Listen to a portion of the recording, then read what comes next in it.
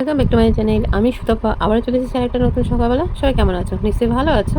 আমিও ভালো আছি। তোমাদের সাথে তো আগের কাজগুলো শেয়ার করি না, কারণ একটা সংসারের সকাল থেকে অনেক কাজ থাকে, তাই না? সেইগুলো শেয়ার করতে পারি না, কারণ এক জায়গায় কল, এক জায়গায় ঘর, যেন ক্যামেরা কে ধরবে, কোথায় ক্যামেরা রাখবো, তার জন্য পারি না। তাই প্রত্যেক দিনের মতো এরকম স্নান করে রান্নাঘরে বসে পড়ি, চা শুরু করি, তারপরে রান্নাবান্না শুরু করি। সেরকমভাবে আজকে চলে এলাম। তা আজকেও সেই এর আগে তোমাদের দেখিয়েছিলাম যে এরকমভাবে চা করি, সেই টেকনিকটা আজকে তোমাদের দেখালাম। চা, চিনি, দুধ নিয়ে নিলাম, ভালো করে মিশিয়ে নিয়ে দিলাম জল। এবার পরিমাণ মতন জল দিয়ে দেবো, ঠান্ডা জলই দিয়েছি। দিয়ে এবার হচ্ছে গ্যাসে বসিয়ে একটু নাড়াচাড়া করতে হবে। তাহলে কী হবে বলো তো, দুধটাও তোমার গুলে যাবে, মানে দলা দলা থাকবে না, আর চিনিটাও খুব সুন্দর গলে যাবে। এই দেখো, তাই সেরকমভাবে বানিয়ে নিচ্ছি চা। আর তোমরা তো প্রত্যেকেই জানো আমি একটুখানি দুধটা খেতে ভালোবাসি, খুব একটা না হলেও একটু হলেই হবে, কিন্তু দুধ চাটাই ভালোবাসি। আর বাড়িতে তো থাকি মা আর মেয়ে, ছেলে আর ছেলের বাবা থাকে না, তার জন্য ওরা কাজ বেরিয়ে যায় সকালবেলা। আর আমাদের বাড়িতে চা খাওয়ার মতো আমি আর মেয়েই খাই, বাব্বাটা কেউ চা খায় না, যার জন্য আমি আর মেয়ে সব কাজ করে মানে বসে শান্তি মতো বসে নিই, এই টাইমটা বসে চাটা খেয়ে নিই। তাই দেখো সেরকম নিয়ে নিচ্ছি চা। আর আজকে টিফিনে নিয়ে নিচ্ছি মুড়ি আর ভুজিয়া। আর গিয়ে খেতে খেতে ভাতটা বসিয়ে দিই, কেন বলো তো, তাহলে ভাতটা আপন মনে হতে থাকে আর আমরা খেয়ে নিই, তার জন্য। তাই ভাতটা হয়ে গেছে, ভাতটা নামিয়ে নিয়েছি, তারপরে বসাবো রান্না। তার জন্য নিয়েছি দেখো আলু কেটে নিয়েছি, আর এদিকে দিয়ে বসিয়ে দিয়েছি কড়াই। আর কাটাকাটি জিনিসটা তোমাদের দেখাই না, কেননা আমি স্নান করার আগে সবজিটা কেটে ধুয়ে রাখি, কারণ আমাদের তো টাইমের জল 10টার সময় জল চলে যায়। তার জন্য সব সবজি কেটে ধুয়ে রেখে দিই, তারপরে বাদবাকি যখন আমি রান্না করতে বসি, যেমন যে তরকারি হবে সেরকমভাবে পিস পিস করি, মানে যদি তরকারি রান্না করি সেরকমভাবে করি, বা ভাজা ভাজা করলে ভাজার মতন কাটি, এই আর কি। পোস্ত করলে পোস্তর মতন কাটি, সেই আর কি। তা দেখো আমার ভিডিওতে তো তোমরা জানো যে ভাজাভাজি থাকে, সে ভেন্ডি হোক, তোমার বেগুনি হোক, আর হচ্ছে আলুই হোক, যাই হোক থাকে। তা সেরকমই আজকে নিয়ে নিচ্ছি আলু। কড়াই বসিয়ে তেল গরম করে আলু দিয়ে দিচ্ছি, আলুটা দিয়ে নাড়াচাড়া করে তারপরে নুন, হলুদ, কাঁচা লঙ্কা একটু কুচি দিয়ে দিলাম। দিয়ে এবার দেখো আলুটা ভাজা ভাজি করে নিচ্ছি। আর আলু ভাজাটা দেখাচ্ছি এই কারণে যে যেহেতু প্রথম থেকেই শুরু করেছি, সেটা প্রথম থেকে তোমাদেরকে দেখালাম। তাই এটা রান্না করতে গেলে কিন্তু অনেকটা সময় লাগে, ঠিক আছে? এই যে ভাত দিলাম আর তুলে সেটা তোমাদের দেখাই, মানে একই নাড়াচাড়ে কি দেখাবো তোমাদের, তার জন্য। তাদের আলু ভাজা হয়ে গেছে, আলু ভাজা তুলে নিয়েছি, তুলে নিয়ে এবার নিয়ে নিয়েছি ছাঁচি কুমড়ো। দেখো ছাঁচি কুমড়োটাকে কোনো সময় মেশিন দিয়ে গ্রেট করেও নিই, আর আজকে কী মনে হলো যে ছোটো আছে বলে বেশ হাতের সাহায্যে কুচি কুচি করে নিলাম। তা সেরকমই দেখো, তারপরে ওই আলু ভাজা কড়াইতেই ওই তেলের মধ্যেই দিয়ে দিলাম একটু কালো জিরে, আর দিয়ে দিলাম একটু শুকনো লঙ্কা। ফোড়নটাকে একটু নিয়ে ভালো করে নেড়ে নেবো, দিয়ে দেবো সেই কুচনো ছাঁচি কুমড়োটা। এবার ছাঁচি কুমড়োটা দেখো একটুখানি নাড়াচাড়া করে নেবো, নিয়ে তার মধ্যে দিয়ে দেবো মানে নুন, হলুদ আর মানে লঙ্কা, এটাই লাগে, আর কিছুই লাগে না। আমি এরকমভাবে করি। তা হ্যাঁ, অনেকে মাছ মাথা দিয়ে করে, অনেকে চিংড়ি মাছ দিয়ে করে। তা আমার ঘরে উপস্থিত মতন যা থাকে সেটা দিয়েই রান্না করি, জানো তো। আর আমার প্রত্যেকটা ভিডিওতে তোমরা দেখবে, মানে একটা মধ্যবিত্ত রান্নাঘরে যেমন থাকে সেরকম তাই দিয়ে করি। আমি আহামরি দিয়ে কিছু রান্না করি না, মানে আগেকার মায়েরা যেমন করতো, ঠাকুমারা যেমন করতো, ঘরের যে মানে মশলা সেটা দিয়েই করি, জানো তো। আর দিয়ে দিলাম একটুখানি গ্রেট করা আদা, জানো তো, তাহলে জিনিসটা খেতে খুব ভালো লাগে। এ দেখো, দিয়ে আদা দিয়েছি। এবার হচ্ছে এটাকে নাড়াচা করি না, তারপর আদা দিয়েও ভালো করে নাড়াচা করেছি। দেখো বেশিক্ষণ টাইম লাগে না, কারণ লাউ রান্না করতে বেশিক্ষণ যেমন টাইম লাগে না, ছাঁচি কুমড়ো বেশি সেরকমই। আর নাড়াচাড়া করতে করতে খুব সুন্দরভাবে তাড়াতাড়ি হয়ে যায়। আর আজকে জানো ছাঁচি কুমড়োতে আমি কী দেবো, কিশমিশ। যেহেতু ছাঁচি কুমড়োটা মিষ্টি মিষ্টি হয়, তার জন্য কিশমিশ দিলাম। আর দিয়ে দেবো, যেহেতু হয়ে এসেছে, দিলাম পরিমাণ মতন চিনি। আর এটা বেশ নুন নুন ঝাল ঝাল মিষ্টি মিষ্টি হলে আমার ভালো লাগে। আর এমনকি আমাদের বাড়িতে ছেলের বাবা, আমার মেয়ে সবাই ভালোবাসে, জানো তো। দেখো, আর এটা দিয়ে তুমি যদি রুটি খাও, রুটি খেতেও ভালো লাগবে। তা দেখো সেরকমই নাড়াচাড়া করে নিচ্ছি, চিনিটা মিশে যাবে, আর আমার মানে কিশমিশটা খুব সুন্দর মিশে যাবে সেরকম। দেখো নাড়াচাড়া করে নিলাম, হয়ে গেছে। এবার হচ্ছে এটা নাবিয়ে নেবো। নাবিয়ে নিয়ে তোমাদের দেখাচ্ছি। দেখো কতটা ইয়াম্মি ইয়াম্মি টেস্টি টেস্টি হয়েছে। আর দুপুরবেলা যা মানে সবজি থেকে যা যা রান্না করেছি এগুলো রাত্রেবেলায় রুটি দিয়েও খাওয়া হয়ে যায়। আর বাড়িতে আমরা 4 জন আছি ঠিকই, কিন্তু আমাদের পরিমাণে যে তোমাদের এই যে দেখতে পাচ্ছি, এটাই আমার দুবেলা হয়ে যাবে, জানো তো। তাই কেমন হয়েছে ছাঁচি কুমড়োটা কিশমিশ দিয়ে অবশ্যই কমেন্ট করে বলো। দেখো, আর এটা হচ্ছে গিয়ে ভিডিওটা ছিল তোমার শনিবারের ভিডিও, ভয়েস দেওয়ার জন্য দিতে পারিনি, তা আজকে দিচ্ছি। কেমন হয়েছে তোমার ভিডিওটা অবশ্যই বলো।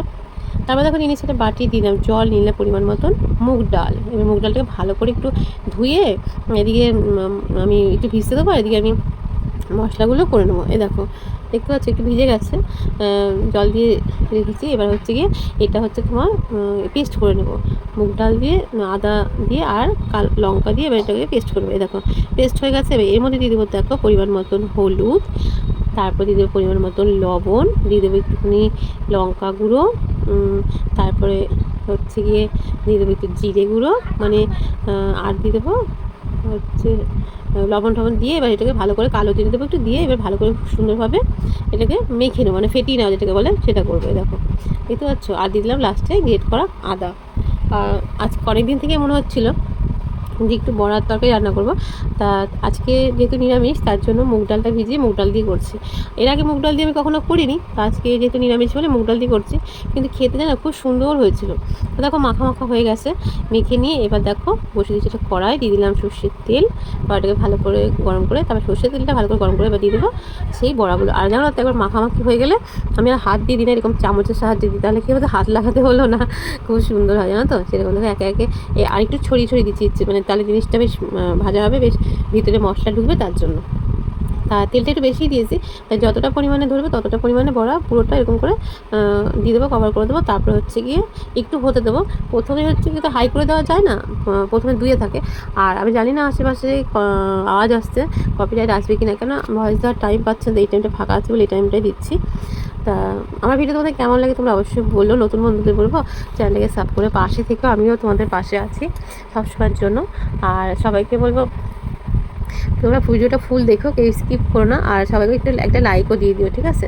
এই দেখো এক পিঠটা হয়ে গেছে, এবার এক পিঠটা এরকম করে ভেজে নিচ্ছি। তোমাদের প্রথমেই বললাম গ্যাসটা কিন্তু হাই করে দিই, গ্যাসটা মানে ডুইয়ে দেওয়া আছে, তাতে জিনিসটা ডালটাও সিদ্ধ হয়ে যাবে আর খুব সুন্দর ভাজা হয়ে যাবে।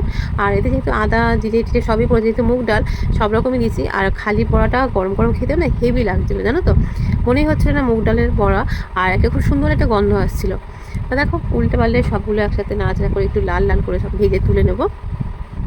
আর একটা রান্না করতে গেলে তো মনে হয় যে রান্না বসালাম আর হয়ে গেলো, কিন্তু একটা রান্না করতে কিন্তু গোছ গাছ করতে তারপরে হচ্ছে রান্না করতে অনেকটাই টাইম লাগে, তাই না বলো।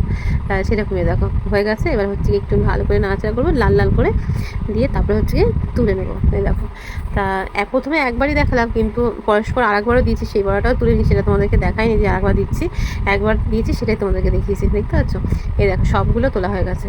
এবার হচ্ছে কি ওই যে বড়া ভেজেছিলাম ওই তেলের মধ্যেই দিয়ে দেবো ফোড়নে দেবো তোমার শুকনো লঙ্কা তেজপাতা, আর দিয়ে দেবো সাদা জিরে। দেখো আর খুব একটা তেল দিচ্ছি না, যেহেতু গরম গরম পড়ে গেছে তো, তাই খাবারটা যত সিম্পল করা হয় তাই না, তার জন্য দেখো খুব একটা তেল দিইনি, ওই তেলের মধ্যেই হচ্ছে গিয়ে দিয়ে দিলাম, দিয়ে ফোড়নটাকে একটুখানি নেড়ে নেবো, নিয়ে দিয়ে দেবো সেই কেটে রাখা আলু। এই দেখো ডুমো ডুমো করে কেটে নিয়েছি আলুগুলো, এবার এইগুলো দিয়ে দেবো। দিয়ে তোমরা জানো আমার ভিডিও দেখো যে কোনো তরকারি রান্না করতে গেলে আমি আলুটাকে দিই একটুখানি আলুটাকে একটুখানি ভালো করে ভেজে নিই, তাহলে যেন রান্না করার পর তরকারিটা খুব আলুগুলো দেখতে খুব সুন্দর হয়। তার জন্য আমি প্রত্যেকটা যে কোনো তরকারি রান্না করতে গেলে এরকম করে আলুটাকে দিয়ে একটুখানি নাড়াচাড়া করে নিই, জানো তো। আর দিয়ে দিলাম লবণ, তার মধ্যে দিয়ে দেবো হলুদ, আলু তো ভাজা হয়ে গেছে দেখতেই পাচ্ছ, হলুদ লঙ্কা গুঁড়ো, তারপরে দিয়ে দেবো জিরে গুঁড়ো, গ্রেট করা আদা, ঠিক আছে, এই সব কিছু দিয়ে আর একটু পরিমাণ মতো জল দিয়েও ভালো করে আলুটাকে কষিয়ে নেবো। আর তোমরা কীভাবে করো অবশ্যই কমেন্ট করে বলো, ঠিক আছে।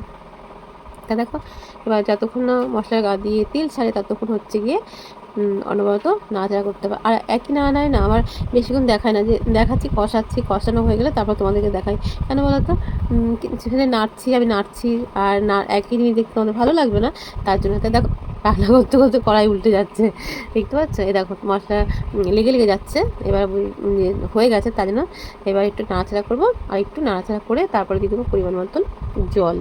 এই দেখো আর কালারটা দেখতে পাচ্ছি এখনই কত সুন্দর হয়েছে। আর টমেটো সবসময় না দিলেও বেশ এবার শুকনো লঙ্কা দিলেও কালারটা খুব সুন্দর আসে, তাই না। এই দেখো দিয়ে দিয়েছি জল, এবার হচ্ছে গিয়ে ঠান্ডা জল দিয়েছিলাম, তারপরে দেওয়ার পরে যে ফুটছে ঝোলটা সেটা তোমাকে দেখাচ্ছি, কারণ তরকারি রান্না করতে ঝোলটা অনেকক্ষণ না ফুটলে সে তরকারি টেস্ট হবে না, তাই না। তার জন্য এই দেখো অনবরত ফুটছে, আর এদিকে আমার চলছে ফ্যান, যার জন্য মানে এত গরম, মানে ফ্যান ছাড়া থাকতে পারছে না তো। তা ঝোলটা অনেকক্ষণ ফুটেছে, তারপর দিয়ে দিলাম এই দেখো ভেজে রাখা সেই বড়া।